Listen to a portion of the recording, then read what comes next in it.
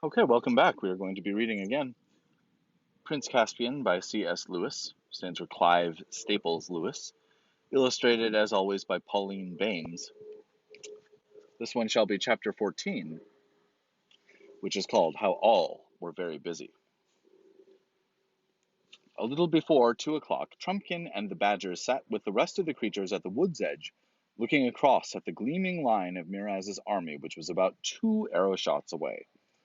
In between, a square space of level grass had been staked for the combat. At the two far corners stood Glozell and Caspian with drawn swords. At the near corners were giant Wimbleweather and the bulgy bear, who, in spite of all their warnings, was sucking his paws and looking, to tell the truth, uncommonly silly. To make up for this, Glenstorm, on the right of the lists, stock still except when he stamped a hind hoof occasionally on the turf, looked much more imposing than the Telmarine Baron who faced him on the left. Peter had just shaken hands with Edmund and the doctor, and was now walking down to the combat. It was like the moment before the pistol goes at an important race, but very much worse. "I wish Aslan had turned up before it came to this," said Trumpkin. "So do I," said Truffle Hunter, "but look behind you." "Crows and crockery," muttered the dwarf as soon as he had done so. "What are they? Huge people, beautiful people, like gods and goddesses and giants. Hundreds of thousands of them closing in behind us. What are they?" "It's the Dryads and the Hamadryads and the Sylvans," said Truffle Hunter. "Aslan has waked them." "Huh," said the dwarf. "That'll be very useful if the enemy try any treachery, but it won't help the High King very much if Miraz proves handier with his sword." The Badger said nothing, for now Peter and Miraz were entering the lists from opposite ends, both on foot, both in chain shirts, with helmets and shields. They advanced till they were close together. Both bowed and seemed to speak, but it was impossible to hear what they said. Next moment, the two swords flashed in the sunlight. For a second, the clash could be heard, but it was immediately drowned because both armies began shouting like crowds at a football match. "Well done, Peter! Oh, well done!" shouted Edmund as he saw Miraz reel back a whole pace and a half. "Follow it up, quick!" And Peter did, and for a few seconds it looked as if the fight might be won.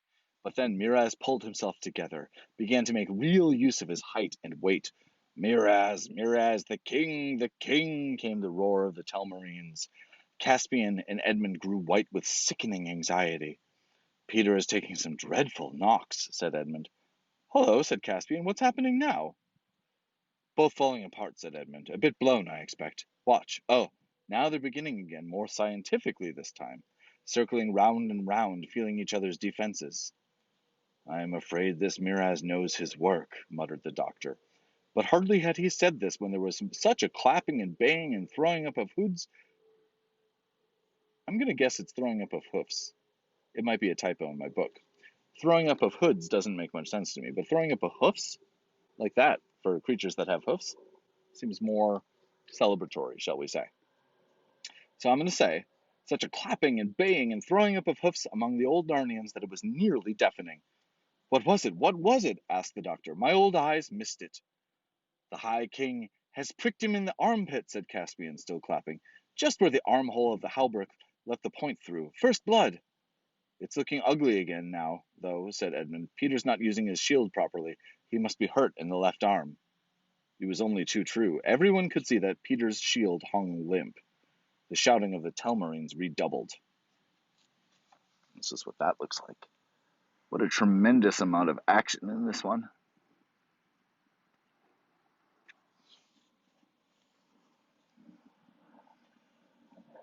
"You've seen more battles than I," said Caspian. "Is there any chance now?"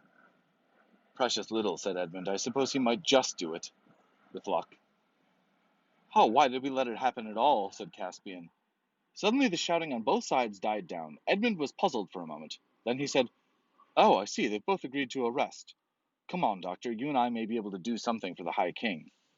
They ran down to the lists, and Peter came outside the ropes to meet them, his face red and sweaty, his chest heaving. "Is your left arm wounded?" asked Edmund. "Not exactly a wound," Peter said. "I got the full weight of his shoulder on my shield, like a load of bricks, in the rim of the shield. Drove it into my wrist. I don't think it's broken, but it might be a sprain. If you could tie it up very tight, I think I could manage." While they were doing this, Edmund asked anxiously, "What do you think of him, Peter?" "Tough," said Peter, "very tough. I have a chance if I can keep him on the hop till his weight and short wind come against him. In this hot sun, too. To tell the truth, I haven't much chance else. Give my love to everyone at home, Ed, if he gets me. Here he comes into the lists again. So long, old chap. Goodbye, Doctor, and I say, Ed, say something specially nice to Trumpkin. He's been a brick." Edmund couldn't speak. He walked back with the doctor to his own lines with a sick feeling in his stomach. But the new bout went well. Peter now seemed to be able to make some use of his shield, and he certainly made good use of his feet. He was almost playing tig with Miraz now, keeping out of range, shifting his ground, making the enemy work. "Coward!" booed the Telmarines. "Why don't you stand up to him? Don't you like it, eh? Thought you'd come to fight, not dance, yeah!" "Oh, I do hope you won't listen to them," said Caspian. "Not he," said Edmund. "You don't know him." "Oh!" For Miraz had got in a blow at last on Peter's helmet. Peter staggered, slipped sideways, and fell on one knee. The roar of the Telmarines rose like the noise of the sea. "Now, Miraz!" they yelled. "Now! Quick! Quick! Kill him!" But indeed there was no need to egg the usurper on. He was on top of Peter already. Edmund bit his lips till the blood came as the sword flashed down on Peter. It looked as if it would slash off his head. Thank heavens it had glanced down his right shoulder. The dwarf-wrought mail was sound and did not break. "Great Scott!" cried Edmund. "He's up again! Peter! Go it, Peter!" "I couldn't see what happened," said the doctor. "How did he do it?" "Grabbed Miraz's arm as it came down," said Trumpkin, dancing with delight. "There's a man for you! Uses his enemy's arm as a ladder! The High King! The High King! Up old Narnia!" "Look," said Trufflehunter. "Miraz is angry. It is good." They were certainly at it, hammer and tongs now, such a flurry of blows that it seemed impossible for either not to be killed. As the excitement grew, the shouting almost died away. The spectators were holding their breath. It was most horrible and most magnificent. A great shout arose from the old Narnians. Miraz was down, not struck by Peter, but face downward, having tripped on a tussock. Peter stepped back, waiting for him to rise. "Oh, bother, bother, bother," said Edmund to himself. "Need he be as gentlemanly as that? I suppose he must. Comes of being knight and a high king. I suppose it is what Aslan would like, but that brute will be up again in a minute, and then—" But that brute never arose. The lords Glozell and Caspian had their own plans ready. As soon as they saw their king down, they leapt into the lists, crying, "Treachery! Treachery! The Narnian traitor has stabbed him in the back while he lay helpless! To arms! To arms, Telmar!" Peter hardly understood what was happening. He saw two big men running toward him with drawn swords. Then the third Telmarine had leapt over the ropes on his left. "To arms, Narnia! Treachery!" Peter shouted. If all three had set upon him at once, he would never have spoken again. But Glozell stopped to stab his own king dead where he lay. "That's for your insult this morning," he whispered as the blade went home. Peter swung to face Caspian, slashed his legs from under him, and with the back cut of the same stroke, walloped off his head. Edmund was now at his side, crying, "Narnia, Narnia, the lion!" The whole Telmarine army was rushing toward them, but now the giant was stamping forward, stooping low and swinging his club. The centaurs charged, twang, twang, and behind, and hiss, hiss overhead came the archery of the dwarfs. Trumpkin was fighting at his left. Full battle was joined. "Come back, Reepicheep, you little ass!" shouted Peter. "You'll only be killed. This is no place for mice." But the ridiculous little creatures were dancing in and out among the feet of both armies, jabbing with their swords. Many a Telmarine warrior that day felt his foot suddenly pierced as if by a dozen skewers, hopped on one leg cursing the pain, and fell as often as not. If he fell, the mice finished him off. If he did not, someone else did. But almost before the old Narnias were really warmed to their work, they found the enemy giving way. Tough-looking warriors turned white, gazed in terror not on the old Narnians, but on something behind them, and then flung down their weapons, shrieking, "The wood! The wood! The end of the world!" But soon neither their cries nor the sound of weapons could be heard any more, for both were drowned in the ocean-like roar of the awakened trees as they plunged through the ranks of Peter's army, and then on in pursuit of the Telmarines. Have you ever stood on the edge of a great wood on a high ridge when a wild southwester broke over it in full fury on an autumn evening? Imagine that sound. And then imagine that the wood, instead of being fixed to one place, was rushing at you and was no longer trees, but huge people, yet still like trees because their long arms waved like branches and their heads tossed and leaves fell round them in showers. It was like that for the Telmarines. It was a little alarming even for the Narnians. In a few minutes, all Miraz's followers were running down to the great river in the hope of crossing the bridge to the town of Baruna, and there defending themselves behind ramparts and closed gates. They reached the river, but there was no bridge. It had disappeared since yesterday.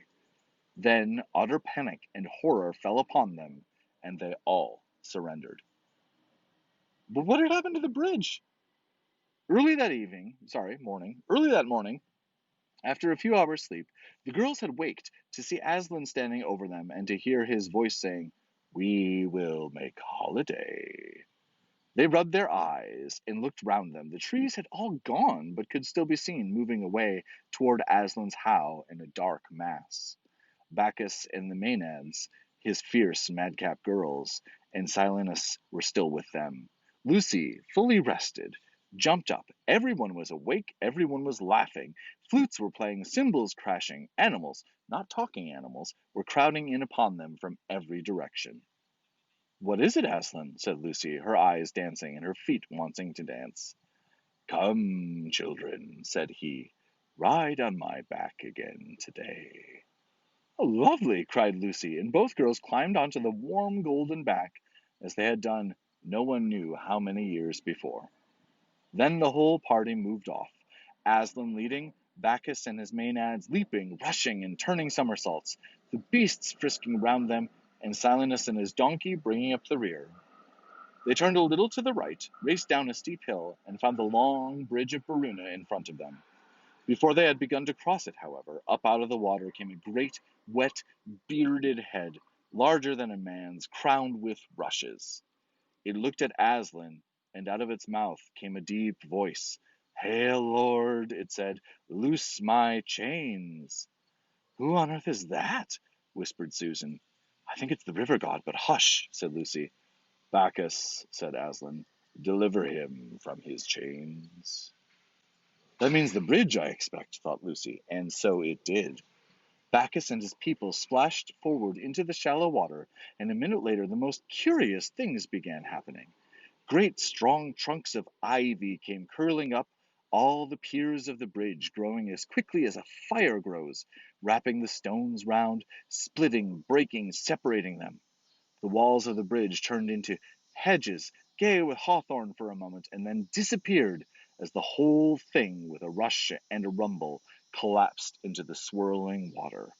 With much splashing, screaming, and laughter, the revelers waded or swam or danced across the ford. "Hurrah, it's the ford of Baruna again now," said the girls, and up the bank on the far side into the town. A wide illustration of the last moments of the bridge. Everyone in the streets fled before their faces. The first house they came to was a school, a girls' school, where a lot of Narnian girls, with their hair done very tight, and ugly tight collars round their necks, and thick, tickly stockings on their legs, were having a history lesson. The sort of history that was taught in Narnia under Miraz's rule was duller than the truest history you ever read, and less true than the most exciting adventure story. "If you don't attend, Gwendolen," said the mistress, "and stop looking out the window, I shall have to give you an order mark." "But please, Miss Prizzle," began Gwendolen. "Did you hear what I said, Gwendolen?" asked Miss Prizzle. "But please, Miss Prizzle," said Gwendolen, "there's a lion." "Take 2 order marks for talking nonsense," said Miss Prizzle. "And now—" A roar interrupted her. Ivy came curling in at the windows of the classroom. The walls became a mass of shimmering green, and leafy branches arched overhead where the ceiling had been. Miss Prizzle found she was standing on grass in a forest glade. She clutched at her desk to steady herself, and found that the desk was a rose bush. Wild people, such as she had never even imagined, were crowding round her. Then she saw the lion, screamed and fled, and with her fled her class, who were mostly dumpy, prim little girls with fat legs. I mean, eh. Gwendolyn hesitated. "You'll stay with us, sweetheart," said Aslan. "Oh, may I?" Thank you," said Gwendolyn. Instantly she joined hands with two of the Maenads, who whirled her round in a merry dance and helped her take off some of the unnecessary and uncomfortable clothes that she was wearing. Wherever they went in the little town of Baruna, it was the same. Most of the people fled, a few joined them. When they left the town, they were a larger and merrier company. They swept on across the level fields on the north bank, or left bank, of the river. At every farm, animals came out to join them. Sad old donkeys who had never known joy grew suddenly young again. Chained dogs broke their chains. Horses kicked their carts to pieces and came trotting along with them, clop, clop, kicking up the mud and whinnying.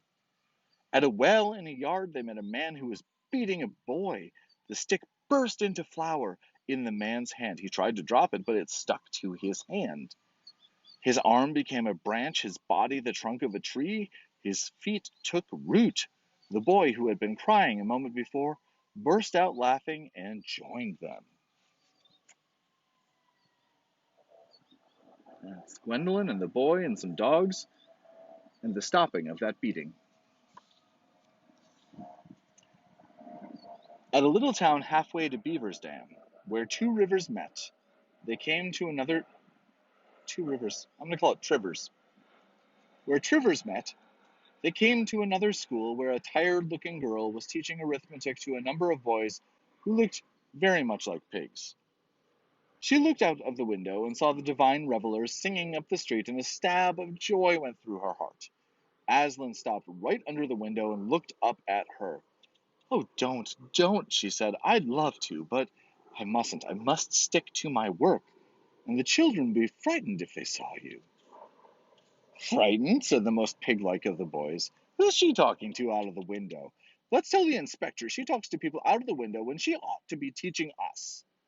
"Let's go and see who it is," said another boy, and they all came crowding to the window. But as soon as their mean little faces looked out, Bacchus gave a great cry of "Ewan, ewa, oi, oi, oi!" and the boys all began howling with fright and trampling one another down just to get out of the door and jumping out of the windows. And it was said afterward, whether truly or not, that those particular little boys were never seen again, but that there were a lot of very fine little pigs in that part of the country which had never been there before. "Now, dear heart," said Aslan to the mistress, and she jumped down and joined them. At Beaver's Dam they recrossed the river and came east again along the southern bank. They came to a little cottage where a child stood in the doorway crying. "Why are you crying, my love?" asked Aslan. The child, who had never seen a picture of a lion, was not afraid of him. "Auntie is very ill," she said. "She's going to die." Then Aslan went to go in at the door of the cottage, but it was too small for him. So when he had got his head through, he pushed with his shoulders. Lucy and Susan fell off when he did this, and lifted the whole house up, and it fell backward and apart. And there, still in her bed, though the bed was now in the open air, lay a little old woman who looked as if she had dwarf blood in her. She was at death's door. But when she opened her eyes and saw the bright, hairy head of the lion staring into her face, she did not scream or faint. She said, "Oh, Aslan, I knew it was true. I've been waiting for this all my life. Have you come to take me away?" "Yes, dearest," said Aslan, "but not the long journey yet." And as he spoke, like the flush creeping along the underside of a cloud at sunrise, the color came back to her white face, and her eyes grew bright, and she sat up and said, "I do declare I feel that better. I think I could take a little breakfast this morning." "Here you are, mother," said Bacchus, dipping a pitcher in the cottage well and handing it to her. But what was in it now was not water, but the richest wine, red currant jelly, smooth as oil, strong as beef, warming as tea, cool as dew. "Hey, you've done something to our well," said the old woman. That makes a nice change, that does. And she jumped out of bed. Ride on me, said Aslan, and added to Susan and Lucy, You two queens will have to run now. But we'd like that just as well, said Susan. And off they went again. And so, at last, with leaping and dancing and singing, with music and laughter and roaring and barking and neighing, they all came to the place where Miraz's army stood flinging down their swords and holding up their hands, and Peter's army, still holding their weapons and breathing hard, stood round them with stern and glad faces. And the first thing that happened was that the old woman slipped off Aslan's back and ran across to Caspian, and they embraced one another, for she was his old nurse. What a beautiful moment to end on. The next chapter will be called Aslan Makes a Door in the Air.